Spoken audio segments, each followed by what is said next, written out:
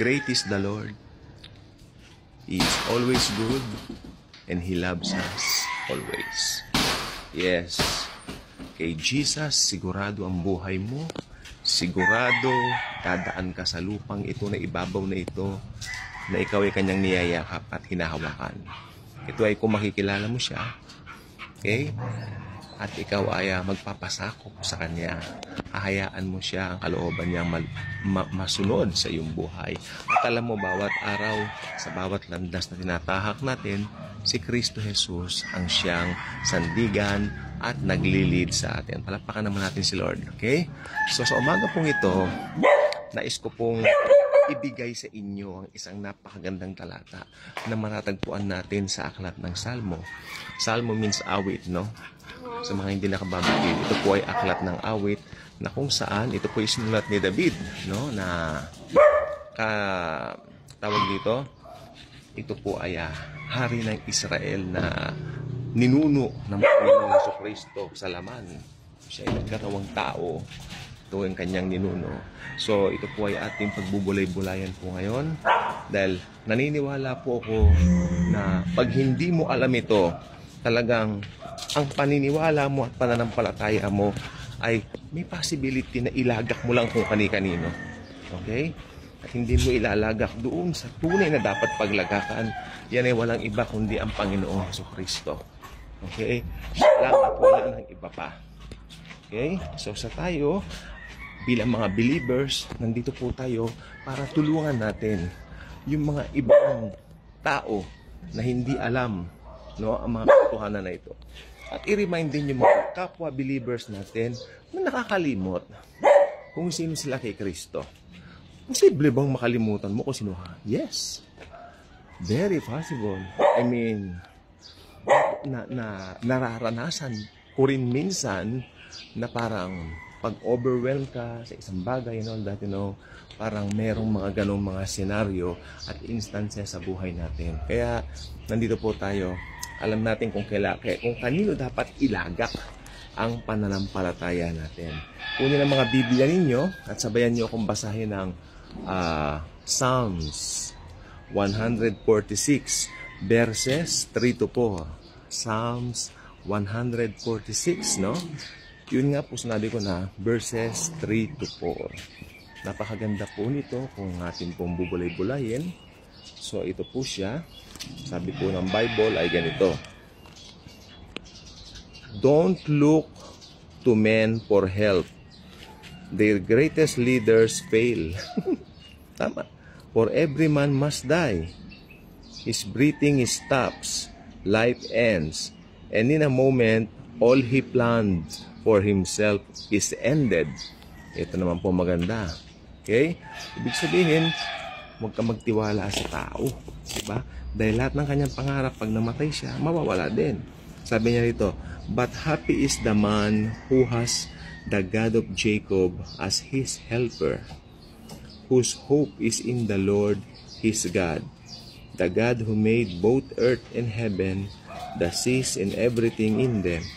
He is the God who keeps every promise. Yun ang sinasabi ko.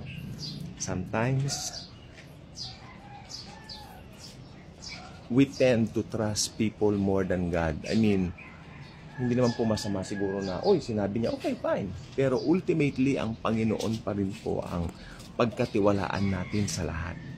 Okay?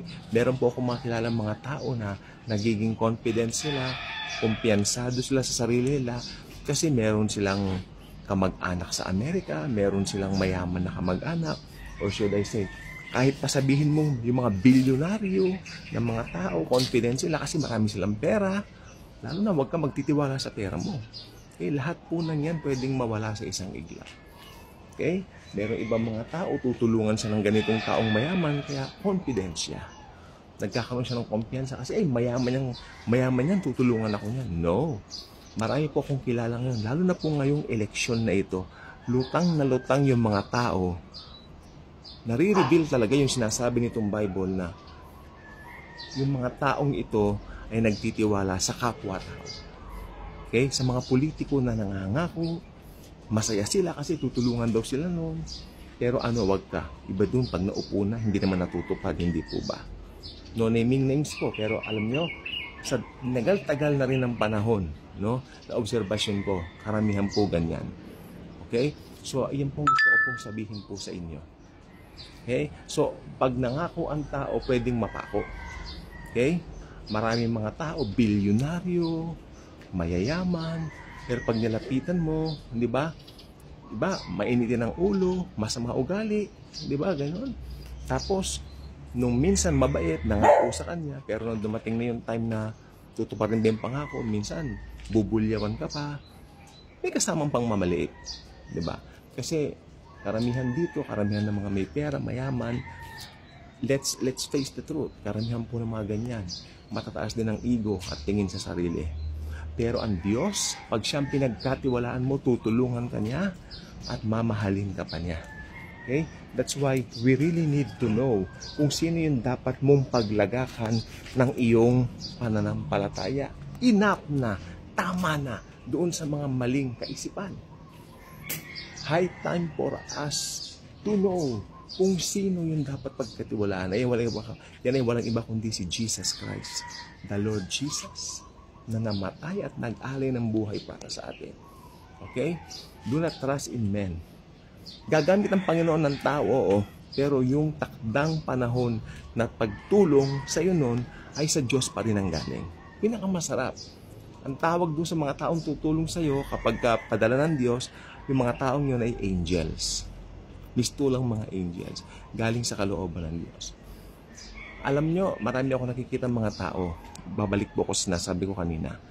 Dahil mayaman yung kamag-anak niya, dahil marami silang pera, kumpiyansa siya, parang meron siyang confidence dahil doon.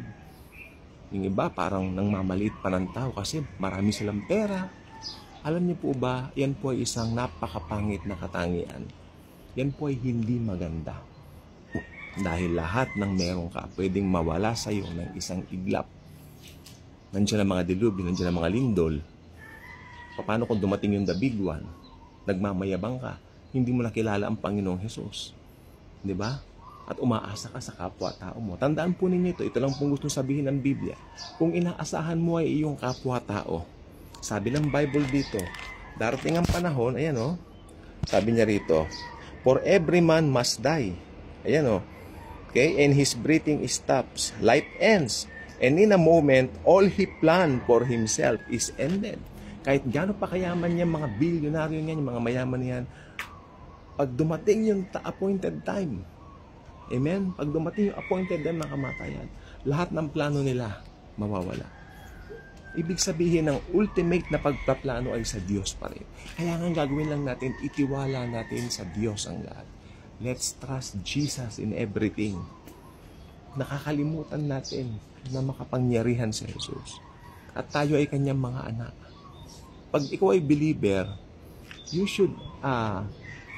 have to make sure na si Jesus lang ang pinagkakatiwalaan mo. Okay? I-check mo ang isipan mo, ang puso mo. Kay Jesus lang ba nakaangkla yung aking paniniwala? Kay Jesus lang ba nakalagay ang aking pananampalataya? O baka naman masyado na akong tumitingin sa tao. Masyado na akong namamangha sa tao kaysa namamangha sa Diyos. Yun po ang masama. Yun ang hindi po maganda. Ibang klase na po yan. Idolatria na po yan. At yan ay hindi tama. Okay? So sa umagang to, gusto ko lang po sabihin sa inyo, our help is from the Lord. He is our help, our great refuge. Okay? So huwag natin kalilimutan. Lagi sa bawat araw ng buhay natin, paggising mo, hanggang sa matulog ka sa gabi, Jesus Christ is in control of everything. Okay? At ang sinasabi ng aklat na ito ay maliwanag. Pag sa Diyos ka nagtiwala, nakatitiyak ka, ang future mo ay sigurado. Jesus is powerful. Yes, pagkatiwalaan mo lang siya, napakabuti niya, mahal niya tayong lahat. Marami pong salamat sa inyong panonood and I'm looking forward na lagi kayong manonood ng mga videos natin. Dahil ito po ay makapagbibigay sa atin ng paglagong espiritual at praktikal na uri ng pamumuhay. Hindi lang po ito espiritual, praktikal din po. Kasi tinuturo po natin dito kung paano magtiwala sa Panginoong Hesus.